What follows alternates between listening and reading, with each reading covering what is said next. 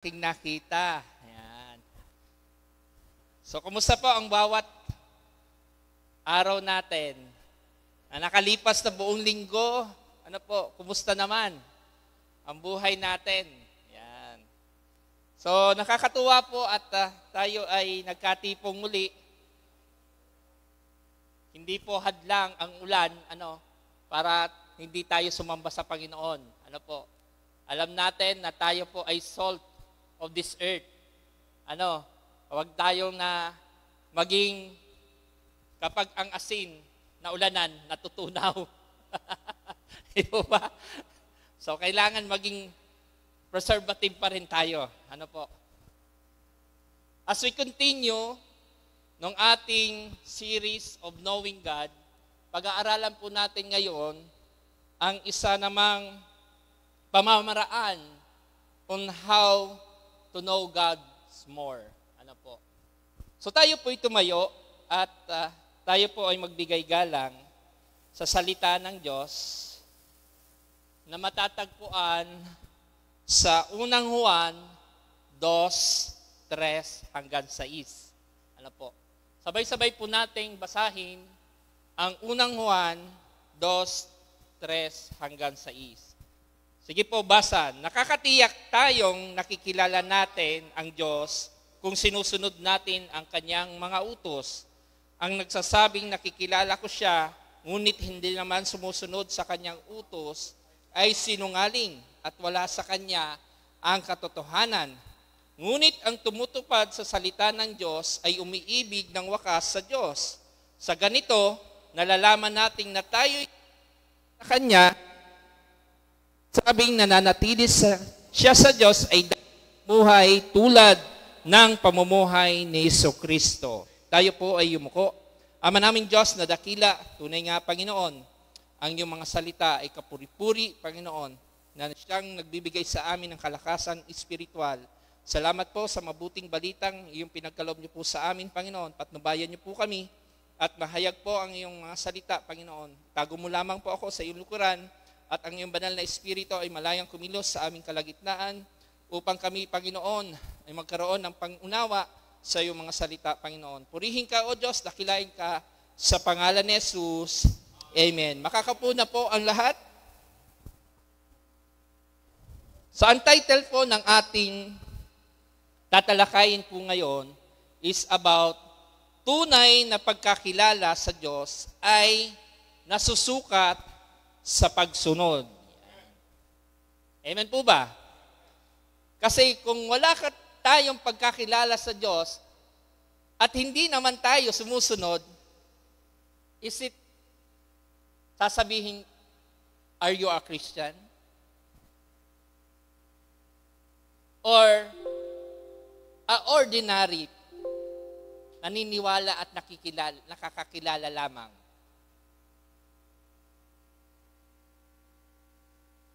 Marami sa atin ngayon na nagsasabing, kilala ko ang Diyos. Ako'y Kristiyano. Pero ang katanungan, gaano ba kahalaga sa iyo ang pagkilala sa Diyos at paano mo ba sinusunod ang kalooban ng Diyos?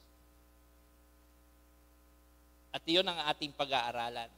Ang tunay na pagkakilala kay Kristo ay hindi lamang sa salita. Tama ba? Kailangan may kalakip na gawa. Yan. Para bang nagsasabi ko, sige, gagawin ko yan. Pero at the moment, makakalimutan mo na, hindi mo na siya magagawa. So, kailangan, kapag ikaw ay nagsasalita, kailangan mong gawin. Tama po ba? Kasi doon sa nabanggit, kung ikaw ay nagsasalita at wala nang gawa, ikaw ay sinungaling. Tama po ba? So paano tayo makakatiyak na nasusunod natin ang pamamaraan ng Diyos sa pagkakaalam natin sa Diyos? Number 1, may tunay tayong pagsunod sa Diyos. Kung alam mo at kilala mo ang Diyos, marunong kang sumunod. Tama ba? Halimbawa, inutusan ka ng iyong boss, babaliwalain mo ba ito? Ha? Siyempre hindi. Kasi pag hindi ka sumunod, magkakaroon ka ng sanksyon. Either sulatan ka ng hindi pagsunod, ano po, ng iyong mga nakakataas sa iyo. Or wala kang paggalang sa nakakataas sa iyo. So kailangan may tunay kang pagsunod, lalong-lalo na sa Diyos. Bakit mahalaga sa isang Kristiyano na mayroon tayong tunay na sinasabi po ditong pagsunod? Kasi minsan, ang isang Kristiyano, nangangako, at after noon, mangako ay nakakalimutan. Sinasadya ba kaya? Or dahil pagod lang siya? Whatever circumstansya na nangyayari sa buhay natin, pag sinabi mo, ipinangako mo, kailangan mong tuparin. Anumang mga hadlang o anumang mga commitment mo doon sa nauna, pero dahil may commitment ka na sa pagsunod sa Diyos, ano ang una mong priority?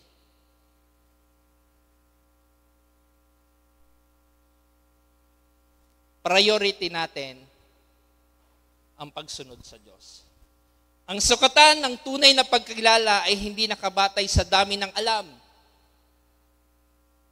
tungkol sa Diyos, kundi sa pagsunod sa Kanyang mga utos. Marami kang ang alam, pero hindi mo naman isinasabuhay. May sense kaya yon? Wala, di ba? So kung may alam ka at sinusunod mo ang mga utos ng Diyos, mabuting mabuti ang ginagawa mo. Pero kung mayroon ka lamang knowledge, but you need apply it, wala rin. Walang saysay ang iyong katilinuhan o kaalaman kung hindi mo namang ginagamit na may kaayusan. Ang kaalaman ay walang pagsunod, ay kaalaman lamang sa isip. Bakit? Oo, marami kang kaalaman. Sa isip mo lamang, nagwo-work, na para-process sa iyong utak. Pero hindi mo wino-work out yung iyong pinag-aaralan o natututunan. Kaya ka malang pagsunod sa Panginoon. Ang tunay na pagsunod sa Diyos ay mayroong kalakip na commitment at mayroong kalakip na sakripisyo. Amen po ba?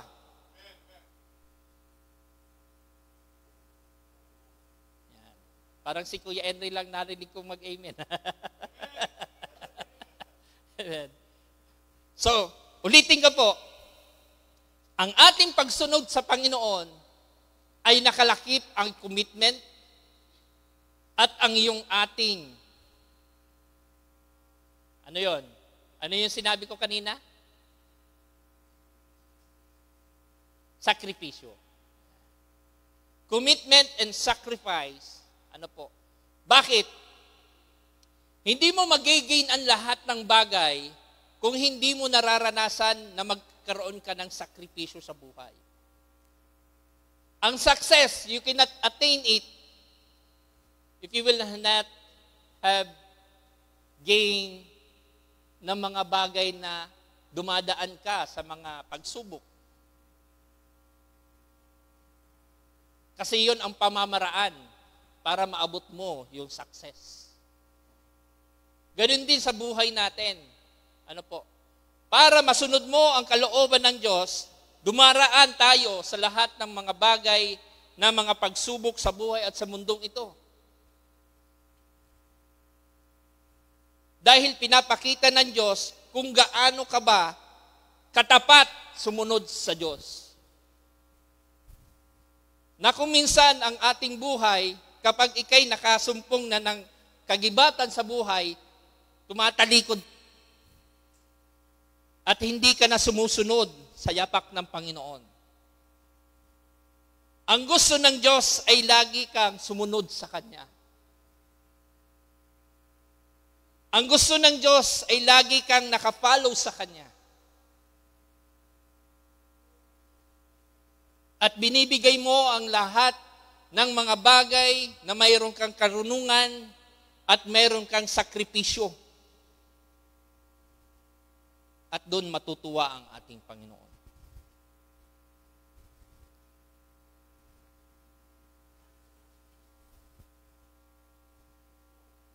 Kasi mahalaga sa atin na mayroon tayong katiyakan sa ating pagsunod sa Diyos. At doon sa katiyakan na yon, ito ng kahalagahan ng pagsunod sa Diyos. At ano nga ba ang mga ito? Mayroon tayong bunga ng pag-ibig sa Diyos. Knowing God ay may result ng pagsunod, at ang pagsunod na yon ay nanggagaling sa pag-ibig natin sa Diyos. Tama po ba? Kung mayroon tayong pag-ibig sa Diyos, nasusunod natin ang utos ng Diyos. Nariyan yung ating kaalaman, nariyan yung ating sakripisyo, kaya tayo ay patuloy na gumagawa at sumusunod sa kalooban ng Diyos. At iyon ay bunga ng pag-ibig. Bakit mahalaga? Kasi kung wala kang pagmamahal at hindi mo kilala ang Diyos, babaliwalain mo ang lahat eh. Bakit? Kung wala kang pag-ibig. Pero dahil may pag-ibig ka sa Diyos, ginagawa mo ang lahat. Tama po ba? Para lang yan sa mga mag-asawa dati. Yung mag-girlfriend, boyfriend pa. Anong nangyari? Di ba? Nung sila ay mga bata pa, sila po ay nagkakaintindihan, nagkakaunawaan. At doon sa pagkakaunawaan, nagkakaroon sila ng sakripisyo. Halimbawa, malayo yung isa, nasa Pilipinas yung isa, nasa abroad yung isa, sakripisyo. O tinatawag nating LDR, long distance relationship. At yung sakripisyong yun, dahil gustong-gusto nila, ang bawat isa, nagbibigay sila ng commitment sa bawat isa at ng oras sa bawat isa. Dahil yon sa pag-ibig. Tama po ba? Kung hindi ka naman nagmamahal, pakialam ko sa kanya. Diba? Wala tayong pakialam. Pero dahil meron tayong pag-ibig na nagmumula sa Diyos, nagagawa nating sumunod, i-sacrifice, mag-commit, at ibigay ang oras sa Panginoon. Kaya nga sasabi sa Juan 14:15, kung iniibig ninyo ako, tutuparin ninyo ang aking mga utos. Anong sabi ng Panginoon dyan? Anong ibig ipahiwatig sa atin ng Panginoon dyan? Kung nagmamahal ka ng tapat sa Diyos, tutuparin mo ang aking mga utos. Ito ba'y paalala o tagubilin ng Panginoon sa atin? Kung tagubilin ito sa atin, kailangan nating sundin. At kung paalalang ito, dapat lagi nating tandaan. Mahalaga sa buhay ng isang Kristiyano na mayroon siyang pag-ibig sa puso. Huwag natin laging iisipin na sa nguso lang ang pag-ibig. Laging sa puso. Pero bakit, pastor? Di ba ang puso ay mandaraya yan? Nasabi nga sa Biblia eh.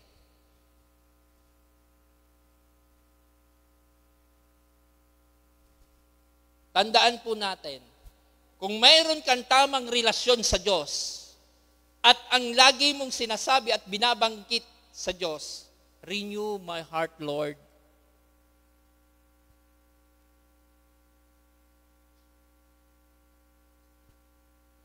babaguhin niya ng Panginoon. Naranasan niyo ba yon?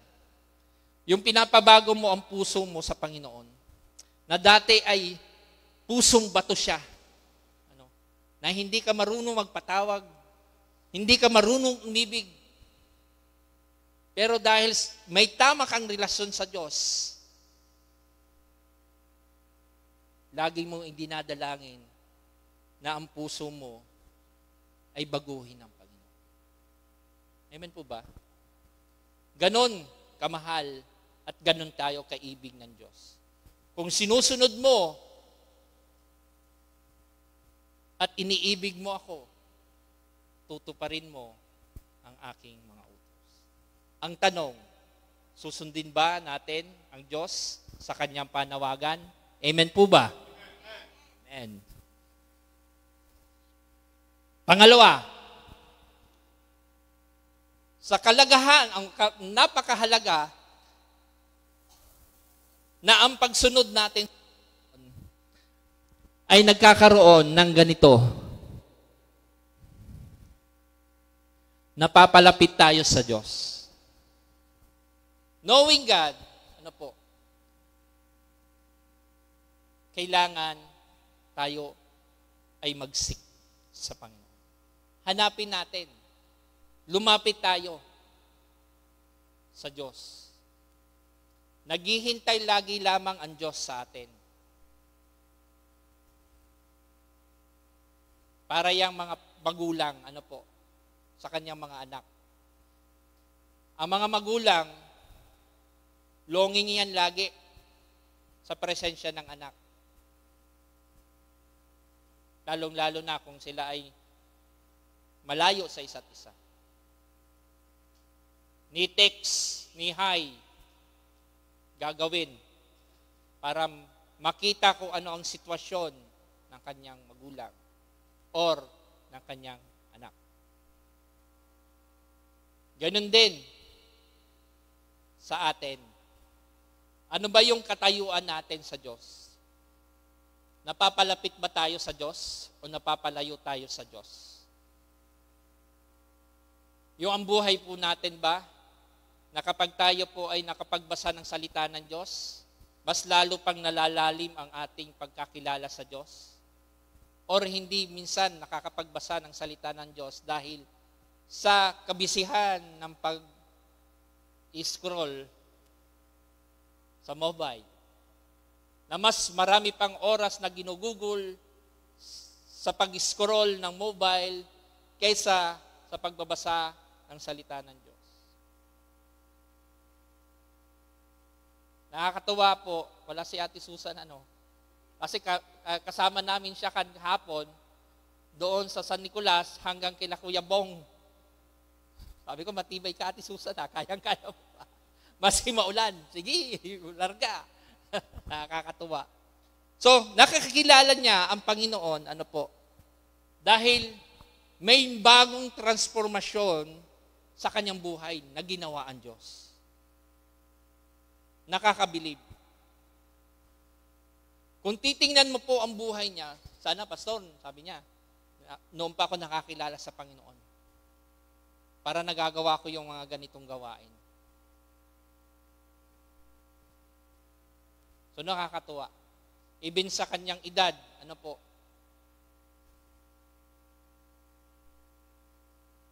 ay sumusunod at uhaw siya sa salita ng Diyos. Gusto niyang ilapit ang kanyang sarili sa Diyos. Dapat ganon ang ating mga hadhikain. Na tayo po ay laging lalapit sa Panginoon. Kasi ang sabi niya sa John chapter 15, verse 14, kayo'y mga kaibigan ko kung tinutupad ninyo ang aking mga utos. Tingnan niyo po, doon kanina, tuparin mo ang mga utos. Dito, magiging kaibigan ka kung tinutupad mo ang kanyang mga utos.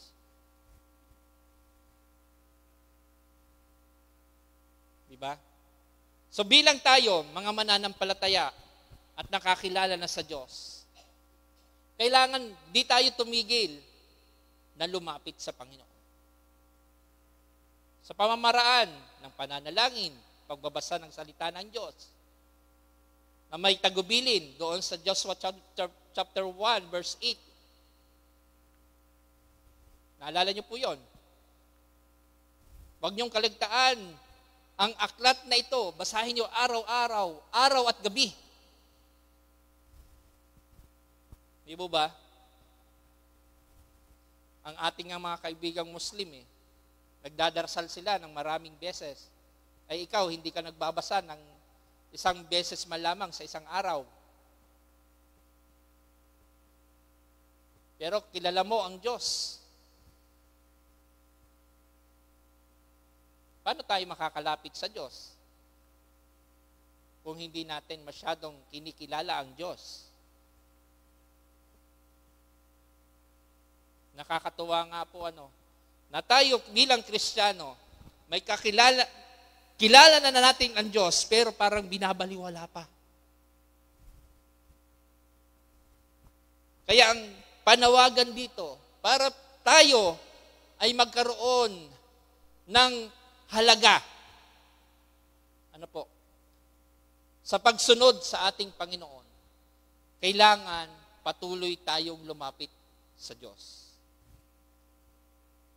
Hayaan natin ang mga bagay na dumadaan sa ating buhay. Ano man yan, pagsubok man yan. Bakit? Hindi naman tayo papabayaan ng Diyos . May Kristiyano bang pinabayaan ng Diyos? Ang tanong ko po. Meron ba o wala? Wala. Di ba? Kung sinabing wala, di ibig sabihin, patuloy kang magpatuloy at magpatuloy kang lumapit sa Diyos. At lahat ng bagay ay tutuparin ng Diyos sa ating buhay. Pangatlo, mayroon dapat tayong malamin ng pag-unawa sa kalooban ng Diyos. Lord, kalooban mo ba talaga ako na mag-abroad? O kalooban mo ba talaga ako, Lord, na mag-ministry? Or manguna sa inuutos mo, Panginoon? Kalooban mo kaya ito? Dapat tayo ay laging mayroong discernment bilang isang mga mananampalataya. Sa paglago natin, bilang isang Kristiyano, kailangan matutunan natin na magkaroon tayo ng discernment. Doon sa discernment na yon, lalalim at lalalim ang iyong pangunawa sa kalooban ng Diyos. At doon makikita mo yung pagkilos ng Diyos at ipakikita niya kung sino siya. Yung Diyos. Kung sino ang Diyos. Sabi sa Roma 12:2, huwag kayong makiayon sa takbo ng mundong ito. Sa halip, hayaan ninyong baguhin ng Diyos ang inyong pag-iisip upang maunawaan ninyo ang kanyang kalooban. Sa gayon, magagawa ninyo kung ano ang mabuti, kalugod-lugod at ganap sa kalooban ng Diyos. Tingnan niyo po Kung mas lalo kang lumalalim sa pag-unawa at kalooban ng Diyos, dito, may babala sa Roma na huwag kayong makiayon sa takbo ng mundo. Tama nga naman, di ba? Kasi, kung aayon ka sa takbo ng mundong ito, hindi ka mapapalalim sa pagsunod sa Diyos. Mas lalo kang lulubog doon sa makamundong gawain. Can you say amen? Amen. Bakit?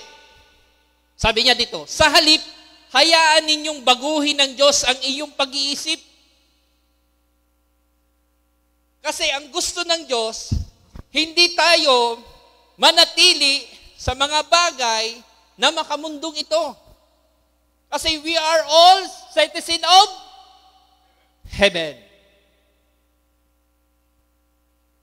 Tayo ay mga pansamantala lamang dito. Binigyan tayo ng Diyos ng free will. Yan, yung free will, pag-usapan natin. Pinagkalooban tayo ng Diyos ng kalayaang pumili para ang tao, kapag siya po ay nakapag-isip ng tama, makakatanggap siya ng pagkakilala, na malalim na pagkakilala sa Panginoon. At kung masama naman, yun sabi niya doon, hindi mo mararanasan yung biyaya ng Diyos. Sa pagbabago ng ating pag-iisip, dapat meron tayong pang-unawa sa kalooban ng Diyos. Magagawa natin anuman ang mabuti at kalugod-lugod at ganap sa kalooban ng Diyos. Amen po ba? Kasi kung malalim ang iyong pang-unawa sa kalooban ng Diyos, lahat ng bagay sa mundong ito, mapagkakayanan nating lahat.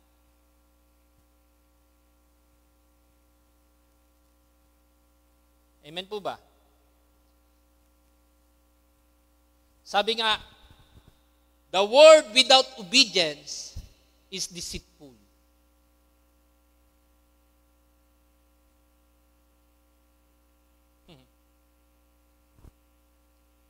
Kaya minsan, may nagsasabing, you need to examine yourself. Does our work reflect our talk? Nagiging reflection ba sa ating pagsasalita yung ating paglakad sa Panginoon?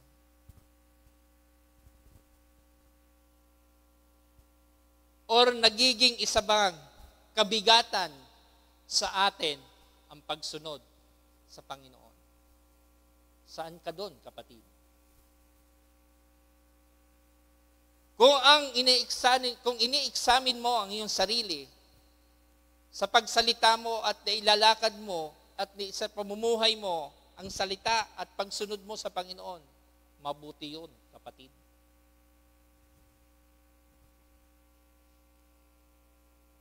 Matatanggap mo ang paglago mo spiritual. Amen po ba? Pangalawa,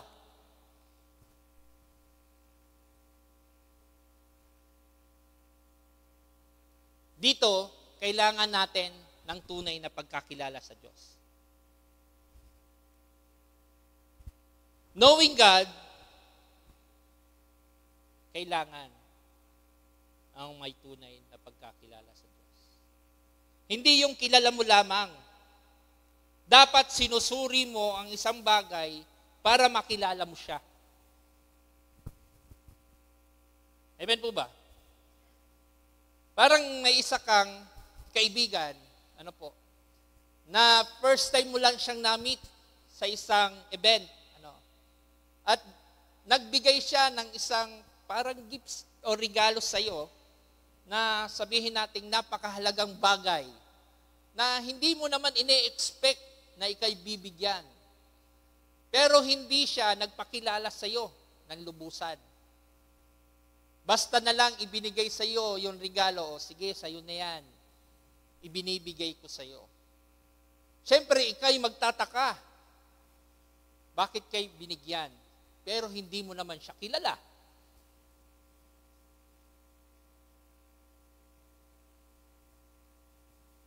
Para magkaroon ka ng pagkakilala at tunay na makilala mo siya, kailangan mayroon kang sapat na relasyon sa Kanya. Amen po ba?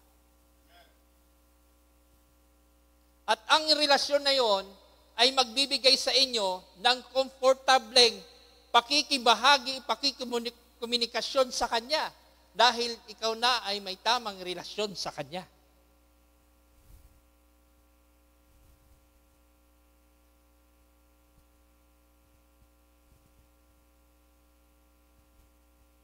Amen po ba?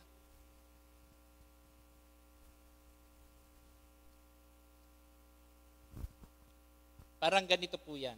May isang kwento.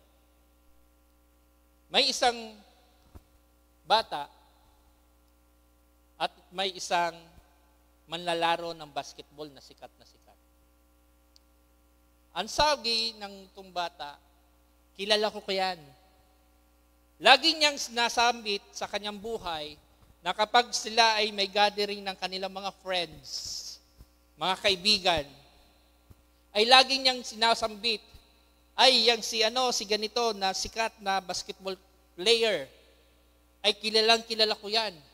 Alam ko kung ano ang height niya, ano ang kanyang kinakain, ano ang favorite color niya, at kung ano-ano pa, alam ko. Dahil kilala ko siya. One time, napunta itong kanyang iniidolo sa isang mall. Sabihin na lang natin, dyan sa SM. At naandun din siya on that time, at ang kanyang mga kaibigan. Lumapit siya doon sa kanyang iniidolo na sikat na basketballista. Ang pangalan ay JP. Yan. Diba? Anong nangyari? Nung lumapit siya at kinilala niya, inintroduce niya yung sarili niya, pero itong basketballista ay tinanong siya, sino ka ba? At hindi nakapagsalita yung bata. Bakit? Wala siya kasing tamang relasyon. At natanto nitong bata, oo nga pala, hindi ko pa lubos na kilala ang kanyang buhay at ang buong pagkatao nitong aking iniidolo. So, kailangan ko na magkaroon ng tamang relasyon sa kanya or tinatawag na one-on-one. Sa kanya, para lubos ko pa siyang maunawaan at makilala pa.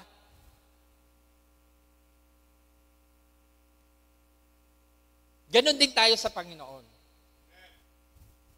Para lubos nating makilala ang Diyos, hindi po kasi dapat kilala mo lang. Dapat may tamang relasyon ka sa Diyos. Kung wala kang tamang relasyon sa Diyos, kapatid,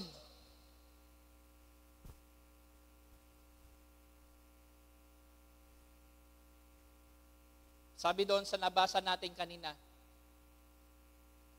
baguhin natin yung ating pag-iisip. Kailangan mayroon tayong hinaharap.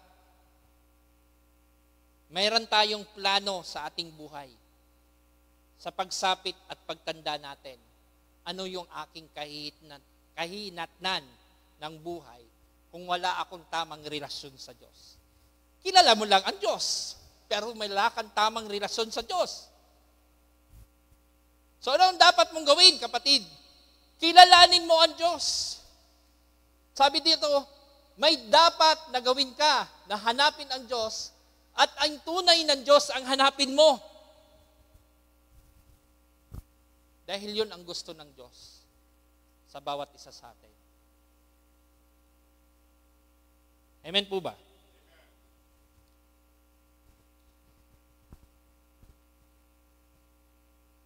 Para mas makilala pa natin ang Diyos nating buhay, kailangan meron tayong ginagawang ganito. Yung sabi ko kanina, yung personal na relasyon sa Diyos. Ang tanong ko, meron ka na bang personal relation sa Diyos? Kung mayroon ka na, bakit hindi mo sinusunod ang kalooban ng Diyos? Bakit lagi mong nagagawa o binabaliwala ang utos ng Diyos? Nang sabi ng Panginoon, lagi mong sundin ang aking mga utos. Pero bakit minsan hindi natin nasusunod ang utos ng Diyos? Niya pagsunod, may gathering tayo on Thursday, mag-prayer meeting tayo. Nasusunod ba natin? Ay, pastor, may pupuntahan po ako eh. Susunod na lang. Maulan, pastor. Baha po doon sa aming dadaanan. Kailangan pong magpasundo. Andiyan si Kuya Haj. Susunduin kayo dyan. Kaya si Brother Walter. Kung nasaan ka man, Kuya Walter, pagpakita ka na, hindi lang kami galit. So yun, may tamang relasyon sa Diyos. May personal relationship sa Diyos. Para makamit mo yung gantimpala na nagmumula sa Diyos, kailangan meron ka munang tamang relasyon sa Diyos at pagkakilala. Ang sabi sa Juan 15:7, kung mananatili kayo sa akin at mananatili sa inyo ang aking mga salita.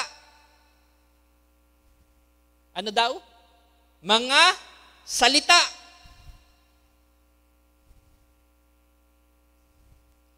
Tinutukoy pa rin ang salita ng Diyos. Bakit? Ito yung buhay nating mga mananampalataya at nakakakilala sa Panginoon. Para magkaroon ka ng tamang relasyon sa Diyos, mangungusap siya dito. Tama ba? Kung hindi mo binubuklat ang buklat na ito, o ang book na ito, o aklat na ito, hindi mo mararanasan na magkaroon ka ng relasyon sa Diyos. Yung personal relationship with God. Kung wala kang relasyon sa Diyos, paano ka makikipag-relate sa iyong kapwa? Makikipagrelasyon sa iyong kapwa kung wala kang relasyon sa Diyos. So unahin mo ang Diyos para magkaroon ka ng tamang relasyon sa kapwa.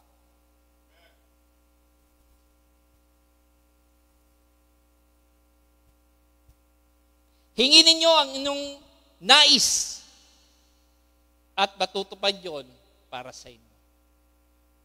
Kung ang salita niya ay totoo at naniniwalang kayo na ito ay nangungusap sa bawat isa sa atin, at sa book na ito ay lagi po siyang nangungusap palagi at pinapangakuan ng lahat ng mga bagay noon, ngayon at magpakailanman,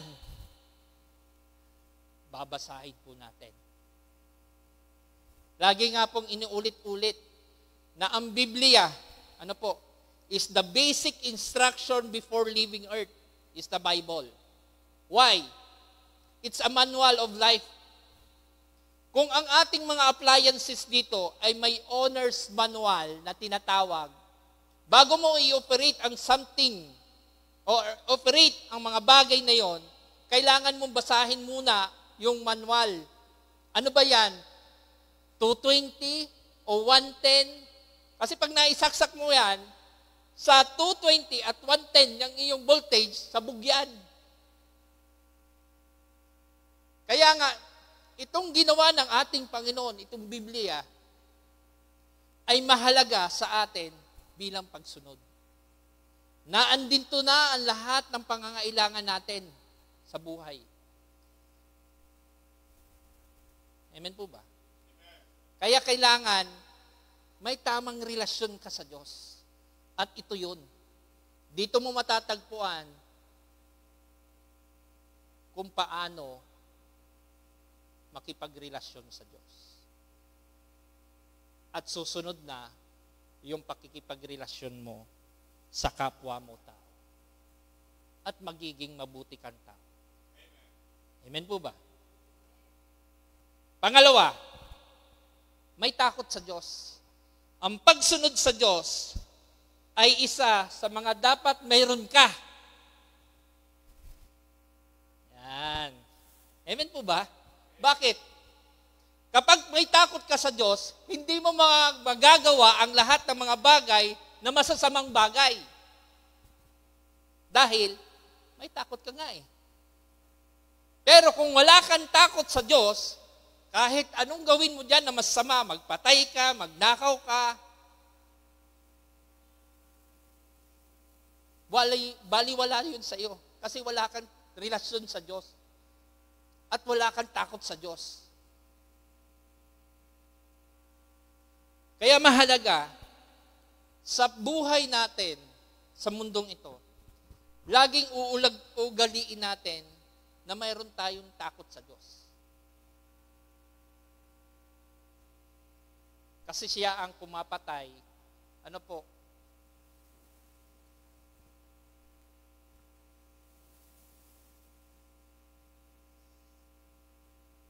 na mga bagay na masasama sa atin. At binubuhay tayo na magkakagawa ng mabuting bagay. Ang masama, likas na yan sa kanya, sabi nga sa Biblia, dahil siya'y masama. Kasi anak siya ni Lucifer. Kaya, dapat ang tao ay laging maunawaan niya at gawin niyang may takot sa Diyos. Kung ang lahat ng tao sa mundong ito ay may takot sa Diyos, hindi makakagawa ng korupsyon. Tingnan niyo po ngayon, ang mundo natin. Kawawa ang mamamayang Pilipino, laging baha. Ang pala, may mga ghost project. Kasi walang takot sa Diyos. Kanya ang kupit doon, kupit niya, kupit doon, kupit niya. Diba?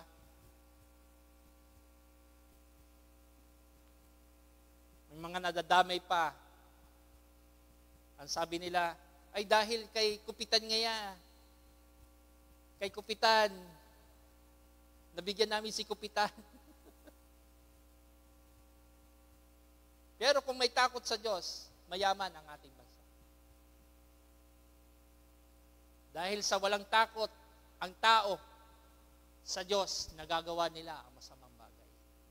Kahit magkaroon ng na sakripisyo, nararanasan ng tao, ay wala silang pakialam. Dahil ang gusto nila ay sa kanila lamang. Greedy sila. Sakim. At yun ang ayaw ng Diyos. Kaya dapat lagi tayong may takot sa Diyos. Kaya sabi sa awit 111 verse 10, ang pagkatakot sa Panginoon ang pinagmumulan ng karunungan. Lahat ng sumusunod sa kanyang mga utos ay may mabuting pangunawa.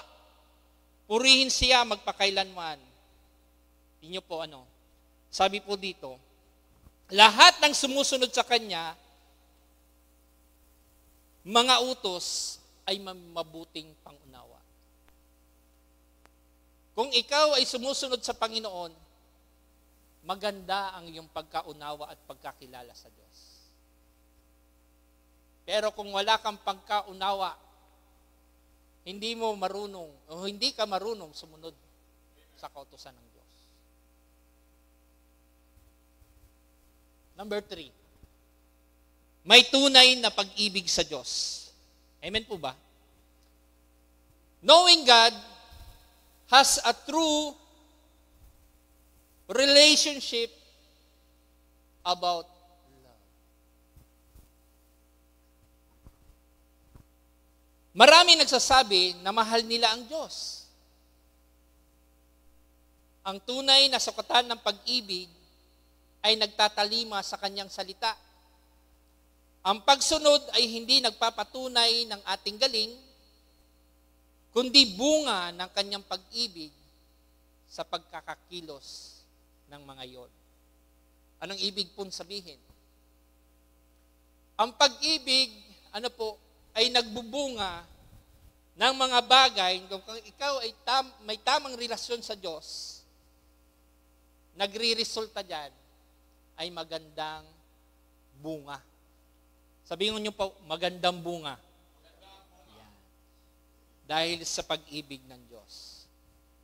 Ang buhay po natin sa mundong ito, sabi nga nung nakaraan, Kuya Henry, ay nasa injustices po tayo. Hindi makatarungan ng mga bagay na nangyayari sa ating buhay. Pero ang Diyos ay pinapaunawa sa atin na patuloy tayong umibig kahit nakakaranas tayo ng mga injustices sa mundong ito. Kaya minsan, wala tayong magawa kundi ipanalangin lamang ang lahat ng mga injustices na nararanasan ng isang Kristiyano. Amen po ba?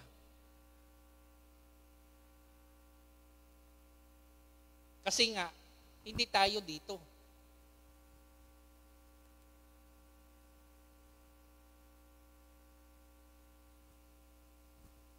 Alam natin, ang tunay na pag-ibig ng Diyos, kung malalaman natin, na ibinigay na ng Panginoon sa John chapter 3, verse 16. Ano po? Alam ko po na memory verse nyo yan. Tandang-tanda po ninyo yan. Ano po? Ang sabi po doon, sapagkat gayon na lamang ang pagsinta ng Diyos sa sanlibutan. Ibinigay niya ang kanyang kaisa-isang bugtong na anak. Upang ang sino mang sumampalataya sa kanya ay hindi mapahamak, kundi magkaroon ng buhay na walang hanggan. Ang tunay na pag-ibig ng Diyos. Kung doon pa lamang, malalaman natin kung sino ang Diyos. Yung pananaw mo sa buhay ay mababago. Kung lagi mong mauunawaan yung ginawa ng ating Panginoon. At nasulat doon sa 1:3:16.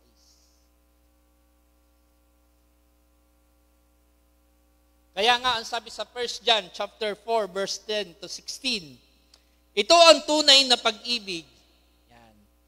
Hindi tayo ang umibig sa Diyos, kundi siya ang umibig sa atin. Anong ibig sabihin? Umiibig ka dahil ang Diyos ang unang umibig. At sinugo niya ang kanyang anak para ialay sa kapatawaran ng ating mga kasalanan. Mga minamahal, kung ganun na lamang ang pag-ibig ng Diyos sa atin, nararapat lamang na mag-ibigan tayo. Mag-ibigan tayo, hindi mag-asaran tayo, hindi tayo magdidibisyon. Kundi, walang taong makakakita sa Diyos, ngunit kung nag-iibigan tayo, ang Diyos ay sumasa atin at nagiging ganap ang kanyang pag-ibig sa atin. Paano nagiging ganap? Yung pag-ibig ng Diyos, tingnan niyo po nagiging ganap ang kanyang pag-ibig sa atin kung nag-iibigan tayo at sumasa atin ang Diyos. Yun ang sekreto. Nagiging ganap ang pag-ibig kung umiibig tayo sa Diyos at nag-iibigan tayo. Verse 13, sa ganito natin malalaman kung tayo nananatili sa Diyos at siya naman sa atin. Ibinibigay niya sa atin ang kanyang espiritu. Yan. Nakikita namin na nagpapatotoo kami na sinugo ng Ama ang kanyang anak bilang takabagligtas sa sanlibutan. Verse 15, ang sino mang kumikilala na si Jesus ay anak ng Diyos, ang Diyos na nanatili sa kanya, at sila naman sa Diyos, kaya nalalaman natin at pinaniniwalaan na ang pag-ibig ng Diyos ay nasa atin. Did you agree on that? Nagiging ganap ang pag-ibig kung ikaw ay umiibig sa kapwa at sa Diyos. Unahin natin yung Diyos at kapwa. Paalala, kaya ang layunin ng pag-ibig ng Diyos sa tao ay ano? Ano ang layunin ng Diyos? Una, iligtas ang tao sa tiyak na kapahamakan. Ang kapahamakan, ay nakadesign sa mga anghel ni Lucifer at ni Lucifer. Hindi po yun dinisenyo ng Diyos para sa mga mananampalataya. Yun ay dinisenyo ng Diyos sa mga masasama. Kaya yung mga bagay po, para tayo makaranas ng tunay na kaligtasan, kailangan meron tayo Kristo sa buhay. Na siya ang magiging daan para hindi po tayo mapahamak. Pangalawa, mamuhay tayo na may kabanalan at katotohanan. Tinawag tayong saints, di po ba? Tayo'y tinawag ng Panginoon na santo. Pero, napuprove mo ba sa iyong sarili na ikaw ay karapat-dapat na tawaging saint? Kasi kung tatanungin dito, namumuhay dapat sa kabanalan at katotohanan. Nabasa natin kanina na ang sinumang hindi nagsasabi ng totoo ay sinungaling. Sabi po yan ng Biblia. At dito, nababanggit, dapat namumuhay sa katotohanan. Kasi ang katotohanan ang siyang magpapalaya sa atin. Kasi kung hindi ka pa rin laya sa buhay mo, kapatid, mag-isip-isip ka. Kailangan mo mapagtanto sa sarili mo na kailangan mo makalaya. What if dumating bigla ang Panginoon? Mamaya o gabi o kinabukasan o sa ikalawang araw. At hindi mo na-seek ang katotohanan. Kawawa ang isang taong walang pagkakilala sa Diyos at hindi niya nasumpungan ang katotohanan. Sa buhay natin bilang mga mananampalataya, kailangan natin na mayroon tayong paglakad sa may kabanalan at may katotohanan. Kaya nga sa 1 John 1:4-9, inihayag ng Diyos ang kanyang pag-ibig sa atin nang isugo niya sa mundo ang kanyang kaisa-isang anak upang magkaroon tayo ng buhay sa pamamagitan niya. At doon sa katotohanan na yon, ang katotohanan na si Jesucristo lamang ang daan at ang buhay. Walang makakaparoon sa Kanya kundi sa pamagitan lamang. John 14:6. At yun yung katotohanan. Alam mo yung 1 Timothy 2:5.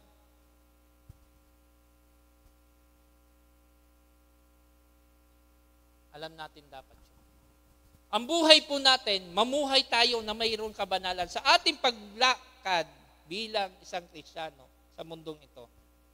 Lumalakad ba tayo na may kabanalan? At dala-dala na katotohanan na galing sa Diyos? Dala-dala natin yung Biblia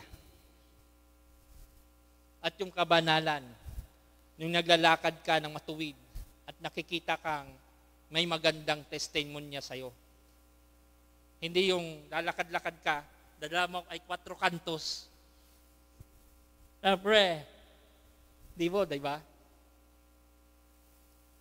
Maling pamumuhay yun. Niwala ka ng masaing, naglalasing ka pa. Nibatugan ka na nga, naglalasing ka pa. Pakain ka na ng magulang mo, wala kang silbi. Kaya dito, ang sabi ng Panginoon, mamuhay sa kabanalan at katotohanan. Kung alam natin ang pagsunod sa Panginoon, namumuhay ang dapat Kristiyano na may kabanalan at katotohanan. At yun ang gusto ng Diyos sa kanyang mga anak. Gusto ba natin yon? Amen. And last but not the least, mamuhay na tulad ni Kristo. Mahirap, pero sa tulong ng Diyos. Sundin mo ang yapak ng ating Panginoon, napakahirap. Pero, di ba ang sabi niya, I am crucified with Christ. I am no longer live, but Christ lives in me. Alala niyo yun? Hindi na ako ang may-ari ng aking sarili, kundi ang Panginoon na ang nagmamay-ari.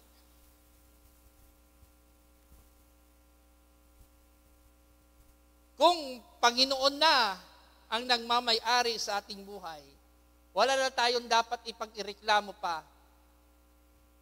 Hindi ako, Pastor, makakasama sa Bible study. Saka na lang, kayo na lang.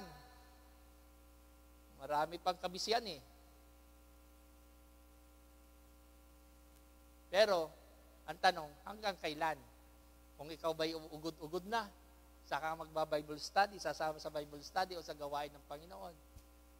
Hindi po Kaya kailangan, mamuhay tayo sa tulad ng ginawa ng ating Panginoon. Ay di, Pastor, magpapapako din ba ako sa krus?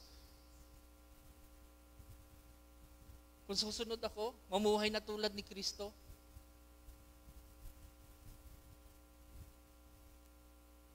Ang sagot ko dyan, gusto mo ba? Gusto mo ba? Diba? Nang maglakad ka, alakad ka ng paluhod, mula doon sa basod hanggang dito sa dait. Ang sakripisyo, tingnan natin.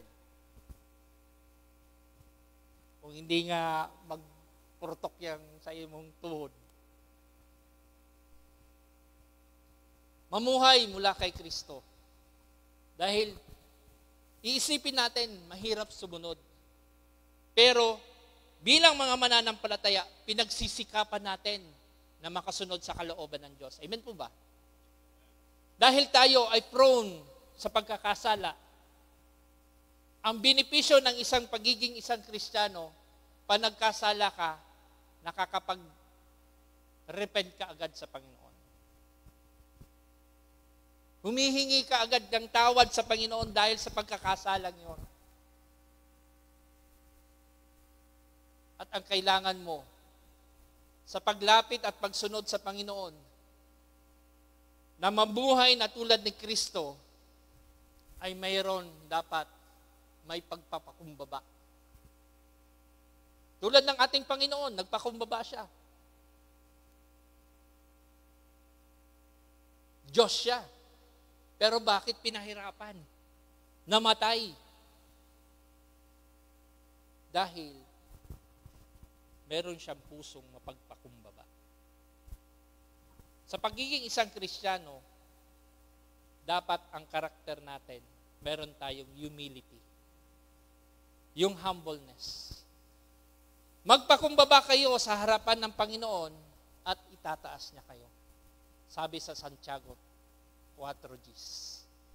Ang pagpapakumbaba sa isang tao ay doon makikita kung anong kasukatan o sukatan ng mayroon kang relasyon sa Diyos. Amen po ba? Kasi minsan sa mundong ito, minsan masagi ka lang. Pak! Papalag ka agad eh. Yabang naman ito. Butit ang laki-laki. Ayoko maliit. Diba? Unjustice. Pero dahil meron kang pagpapakumbaba na ibinigay sa iyo ng Panginoon, itinataas ka sa iyong pagiging magpakumbaba. Number 2, iwasan ang kasalanan ng muhay na may kabanalan. Yung kasalanan ay isa sa mga bagay na nagpapahiwalay sa atin sa Diyos. At yun ang pinakamabigat na suliranin ng tao. Yung sin.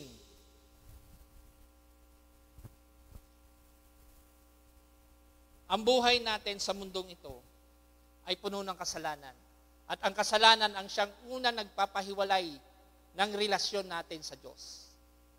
At yun ang ayaw ng Diyos. At yun kung bakit siya namatay sa krus. Alisin ang kasalanan ng sanlibutan o sangkatauhan, kaya siya'y namatay. He redeemed the world. At hindi natin kaya iligtas ang ating sarili. Sa 1 Peter chapter 1, verse 15 to 16, dahil ang Diyos ang pumimili sa inyo ay banal. Banal din, sa inyo ay banal, dapat din kayong magpakabanal sa lahat ng iyong ginawa sapagkat nasusulat, magpakabanal kayo sapagkat ako'y banal. Yun po ang sabi ng Diyos. Mahalaga na maunawaan natin na mayroon tayong Diyos na nagbibigay po sa atin ng tagumpay. Conclusion. Ang sabi po dito sa conclusion, pakinggan niyo po ito, no? The only reason people fail to know God is not that He hides Himself, but because they do not seek Him. Ang tanging dahilan kung bakit hindi nakikilala ng tao ang Diyos, hindi dahil, siya ay nagtatago sa kanyang sarili, kundi hindi niya hinahanap ang Diyos. Yun ang reason kung bakit ang tao ay naging masama. At hindi niya gustong makita pa o hindi niya nais na magkaroon ng relasyon sa Diyos. Kasi walang paghahanap sa Diyos. Kung ang tao lamang sa mundong ito ay mayroong tamang relasyon sa Diyos at hinahanap niya ang Diyos, yung kabanalan at katotohanan ng Diyos, wala sanang mapapahamak. At ang kasalanan ay mapapawi kung ang tao ay naghahanap sa Diyos.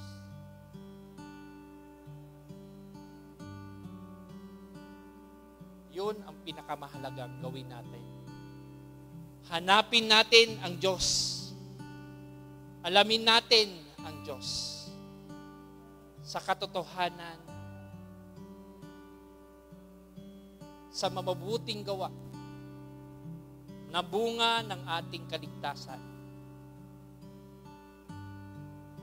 Sa buhay natin bilang isang mananampalataya. Makita nawa ng Diyos hanggang sa kanyang pagdating na tayo ay mayroong pangunawa sa pagkakilala natin sa Panginoon. Na mawaksi ang lahat ng mga bagay na hindi ayon sa Kanya. Anong ibig sabihin po doon? Yung mga bagay na nagbibigay sa Kanya ng sakit, yung kasalanan. Kaya mahalin natin ang Diyos tulad ng pagmamahal natin. O mahalin natin ang ating kapwa tulad ng pagmamahal natin sa Diyos. Amen po. Tayo po'y tumayo at manalangin.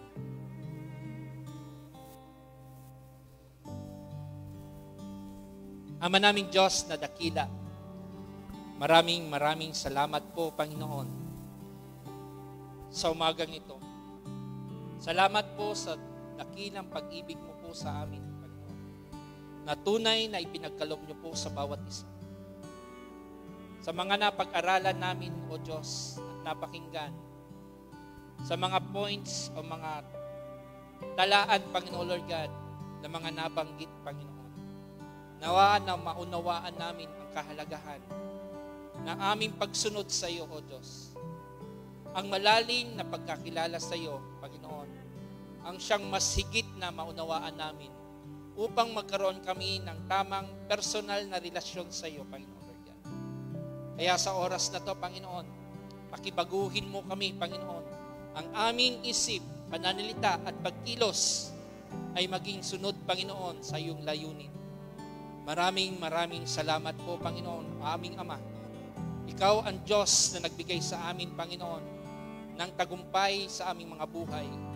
Hanggang madatnan mo kami, Panginoon Lord God, sa iyong pagbabalik na mayroon kaming tamang relasyon sa iyo. Na mamuhay kami sa katotohanan at malaya kami, Panginoon, na maibahagi ang mabuting balita na mayroon kami ngayon. Maraming salamat po, Panginoon. Sa iyo po namin ibinabalik ang lahat ng kapurihan, kawalhatian, karangalan at pagsamba at pagdakila sa iyong anak na si Jesus. Amen. Purihin ang Diyos.